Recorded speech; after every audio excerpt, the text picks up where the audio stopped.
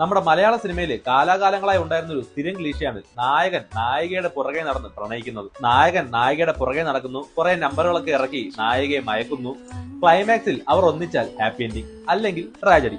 അതിനൊക്കെ ഒരു മാറ്റം കൊണ്ടുവന്ന ഈ സ്ഥിരം ക്ലീശയെ പൊളിച്ചെഴുതിയ ഒരു മലയാള സിനിമയായിരുന്നു ഓം ശാന്തി ഓശാന. പക്ഷെ തായ് സിനിമയിൽ ഈ സ്ഥിരം ക്ലീശയെ അവർ 2010 പൊളിച്ചെഴുതി. അതെ, ഞാൻ പറഞ്ഞു വരുന്നത് 2010 പുറത്തിറങ്ങിയ a little thing called love എന്ന തായ് സിനിമയെ കുറിച്ചാണ്. ഒരു റൊമാൻറ്റിക് സിനിമ കണ്ട് ഇത്രയധികം തലകുത്തി മറിഞ്ഞ് ഞാൻ ചിരിച്ചിട്ടുണ്ടെങ്കിൽ അത് ഈ സിനിമ കണ്ടിട്ടാണ്. സ്കൂളിലെ സീനിയറും സുന്ദരനുമായ നമ്മുടെ നായകൻ ഷോണിനോട് നമ്മുടെ നായിക നാമിന് പ്രണയം തോന്നുന്നു. നമ്മുടെ നായിക നാം കാണാൻ അത്ര സുന്ദരിയൊന്നുമല്ല.